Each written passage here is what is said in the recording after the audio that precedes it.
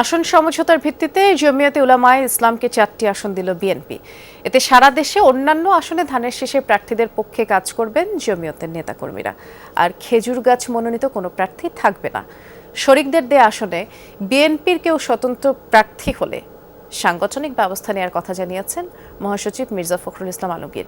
জমিয়তের আমির বলেছেন, ইসলামী মূল্যবোধে বিশ্বাসী বিএনপি দেশের কল্যাণে পরীক্ষিত ও আস্থাশীল হওয়ায় সমঝোতার এই সিদ্ধান্ত। দুই দফায় 272 আসনে বিএনপি প্রার্থী ঘোষণা করলেও বাদ রয়েছে 28টি। এসব আসনে যুগপৎ শরিকদের সাথে সমঝোতার কথা আগে জানিয়েছে দলটি, কিন্তু এবার নিজস্ব প্রতীকে ভোট করার বাধ্যবাধকতা থাকায় শরিকদের দল বিলুপ্ত করে বিএনপিতে যোগদান বা আসন সমঝোতার প্রস্তাব দেওয়া হয়। ওনাদের সময়ে দেশের যে অর্থনীতি বা স্থিতিশীলতা ছিল। দ্বিতীয় প্রস্তাবে সায় দেয় কওমি ঘরানার সবচেয়ে বড় রাজনৈতিক দল জমিয়তে উলামায়ে ইসলাম। আর এতে 4টি আসনে জমিয়তের খেজুরগাছ মার্কায় সমর্থন জানিয়ে প্রার্থী না দেওয়ার সিদ্ধান্ত বিএনপির। এর সাথে আমাদের সমঝোতা হয়েছে, ওই আসনে বিএনপির কোনো প্রার্থী থাকবে না। সারা বাংলাদেশে অন্যান্য আসনে ওনাদের কোনো প্রার্থী থাকবে না। 8 দলীয় জোটের এমন কোনো আপনার অতীতে চালাইছেন বা ওনাদের এইসব আমরা কিছু দেখি নাই এখনো। আমরা বিএনপিকে 3 টার্ম দেখছি, যার কারণে আমরা বিএনপির উপরে আস্থা রাখতে পারি। 4টি আসন হল জমিয়তের আমির ওবায়দুল্লাহ ফারুকের সিলেট 5, মহাসচিব মঞ্জুরুল ইসলাম আফিন্দি নীলফামারী 1, জুনায়েদ আল হাবিব ব্রাহ্মণবাড়িয়া 2 আর মনির হোসেন কাসেমি নারায়ণগঞ্জ 4।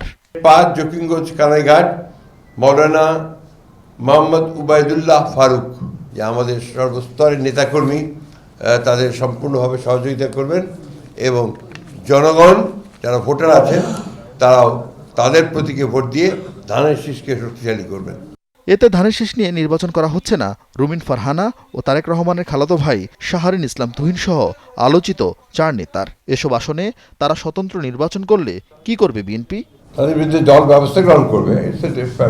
পার্টির সিদ্ধান্ত অপরিবর্তনীয়।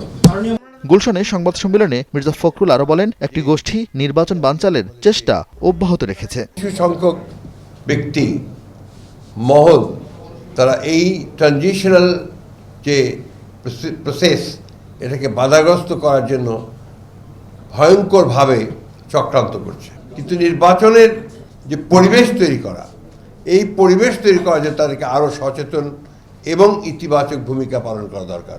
এখনো 24টি আসনে বিএনপির মনোনীত বা সমর্থিত প্রার্থীর নাম ঘোষণা করা বাকি, যার মধ্যে ঢাকা 17 আন্দালিব রহমান পার্থ, ঢাকা 13 ববি হাজ্জাজ, ব্রাহ্মণবাড়িয়া 6 জুনায়েদ সাকি, পিরোজপুর 2 মোস্তফা জামাল হায়দার এবং বগুড়া 2 আসনে মাহমুদুর রহমান মান্নাকে সমর্থন জানাবে বিএনপি।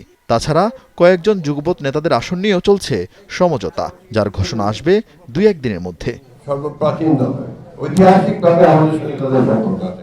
আরিফিন শাকিল, যমুনা নিউজ, ঢাকা।